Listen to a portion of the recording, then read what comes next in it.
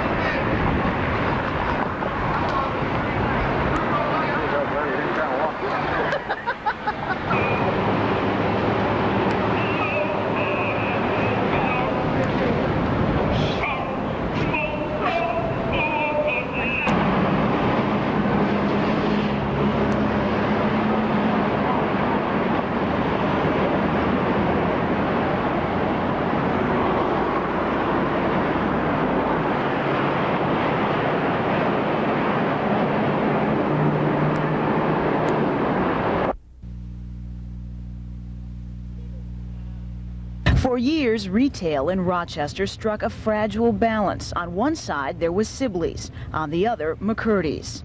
Sibley's was here and McCurdy's was here. There was back and forth across the street all the time, and we had a lot of traffic from that. For 1 year, Mark Jeffrey's clothiers benefited from both. Today's news is a shocking development for downtown development. There are a number of people who rely on that mall. They don't go any other place to shop, and we have got to give them as much range and many options as we can. Unlike the Sibley's building, which was later divided into smaller parcels, Rochester's mayor will court one large retailer. For neighboring businesses, it is a big if, one the future depends on.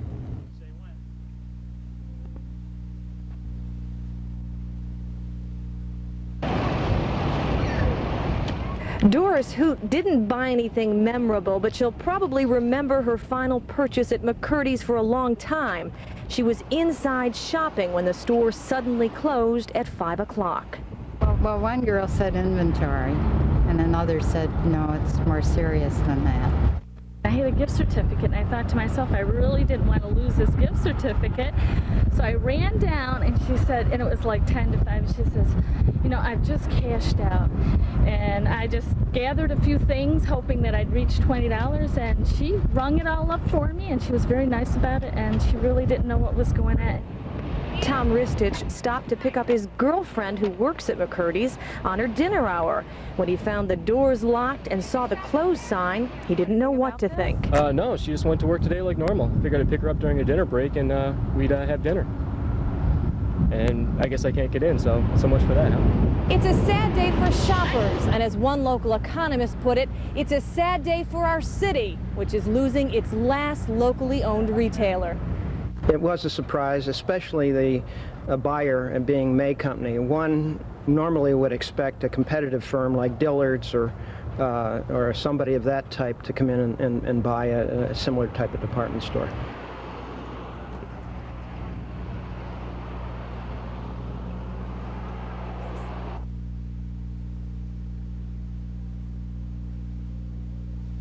Well, it's sad and bad. Everybody's sad because we have been there many people over 10 years. For me, it was only over 3 years, but it's very sad when it happened. We didn't think it would happen. Here I am, 75 years old, and I'm still raring to go, and they got a close up on me. How about that? My daughter came over here to do some shopping with me. We can't do any more shopping either. So, isn't it sad? Very sad. Because there was a family-owned store, wonderful family. I don't know what happened.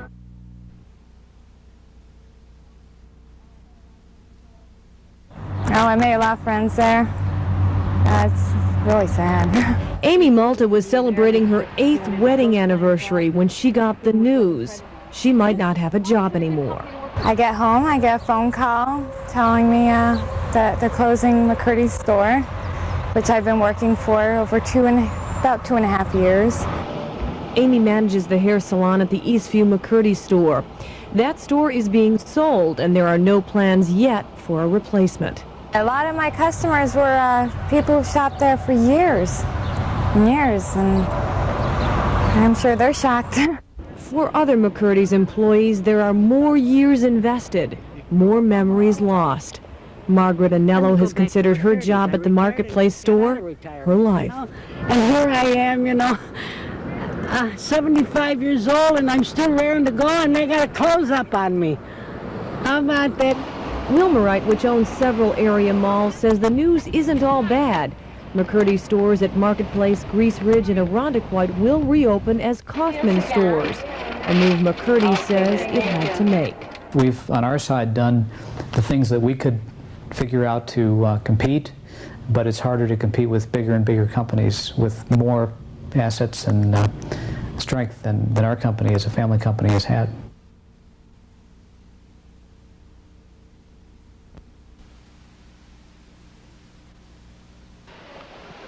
Lynn Gleason was shopping when she heard the news about McCurdy's.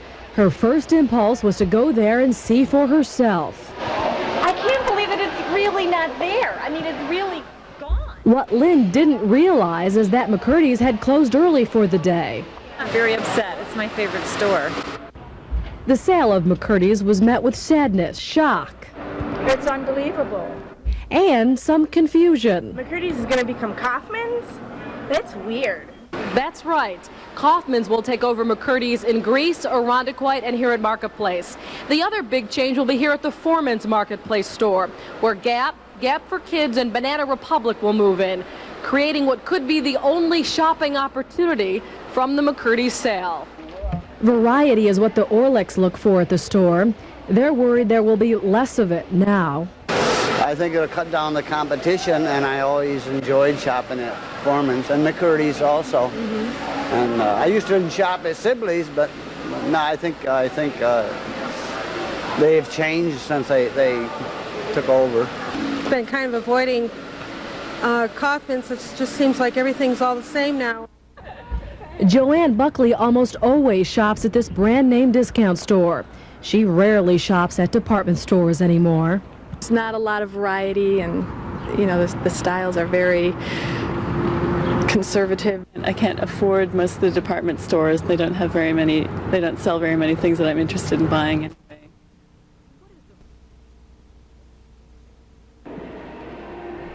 At age 21, Marianne Janta's been around for just a sliver of McCurdy's history, but she remembers enough to be saddened by news of the store's demise. I think it's sad. I think it's another Rochester tradition that's ending. Same with Sibley's. I feel it's really sad. It is sad for generations of shoppers, people who know that when all the department stores are owned by some out-of-town corporation, we all lose something. John C. McCurdy came here from Philadelphia in 1901 to open McCurdy and Norwell with a partner. The newspaper ads of later years had suits on sale for $17.50 and $21.50. By 1928, McCurdy's slogan was the friendly store. Now McCurdy and Robinson, they were selling sweaters at the friendly old price of $4.95. B. Foreman was doing business at South Clinton Avenue and Cortlandt Street. The two stores were the little sisters to Sibley's, but together with Edwards and others, they made for a proud downtown for most of this century. McCurdy's bought B. Foreman in 1968, and the tandem survived until today. Shoppers' habits have changed. There's a lot of history, but that doesn't boost the bottom line. We're all losing something. Christmas time, you go to Midtown, you go to McCurdy's, you go to Foreman's. It was another part of the tradition. I wonder what's gonna replace it, if anything. Doug Embledge, News Source 13.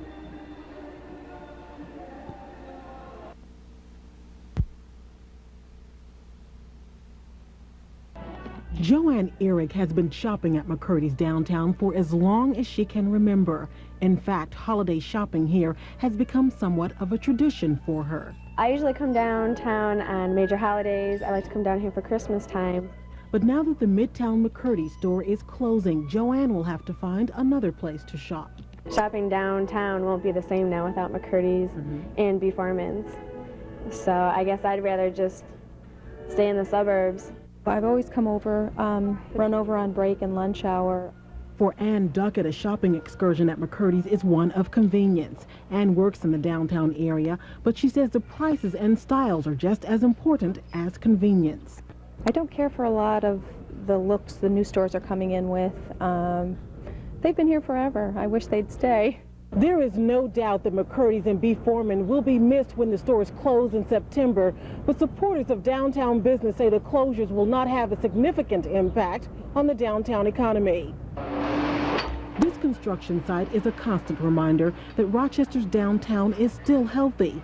Bausch & Lomb's new headquarters will be located here, right in the heart of the downtown business district. So as cashiers total up sales, other employees are counting the days.